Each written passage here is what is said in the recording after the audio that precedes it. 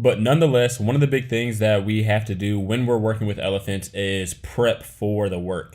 We have to get all the materials together, which takes meticulous planning from the collar to the darts that are really big, and actually go to the place, which takes an insane amount of time because these reserves are thousands of acres long. And where we were at in Hoedspruit, South Africa, the reserves pretty much made up the entire area that we were in. But to be able to navigate this, we were on the back of pickup trucks in various groups and teams and had a plane and a helicopter in the sky to actually be able to track and separate different elephants from the herd.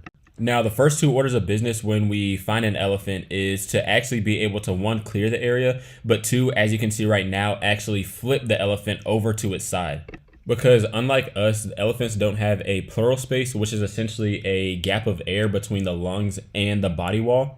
Which, long story short, means that if they're laying on their stomach, that their lungs won't be able to inflate and they're essentially just going to be suffocating. So the first order of business is actually taking the entire team, which takes probably like 20 plus people, as you can see, to actually rock the elephant back and forth until we're able to actually be able to flip it over to its side. But once it's over to its side, we have to act fast because we can't also have the elephant under anesthesia for too long, as it's a wild animal, and putting that much stress on an animal just in general is difficult in and of itself. But especially within the world of wildlife veterinary medicine, we don't have a lot of research going into how specifically the different anesthetics and sedatives of animals in the wild actually work, because we just don't have that much of a pretty much research pool of how things could go.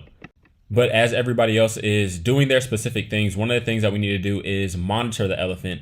And I thought about actually using my Apple Watch and being able to check the heart rate using the ear vein on the elephant.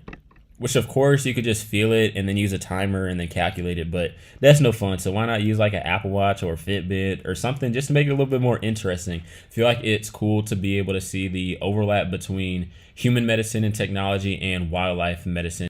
But also, our big boy had a abscess on his right hip, and you can also see there was a little abrasion on the tail. But one of the things I wanted to show with all these pictures and videos right here is just the sheer size of everything in relation to the elephant, from the feet to the tail to the eyes to literally just the entire body of the elephant. There's so many things that you can see pictures of, that you can watch videos of, but actually being face to face with this gigantic of an animal is still mind-boggling to this day. But I'm really appreciative that I was actually able to go on this experience.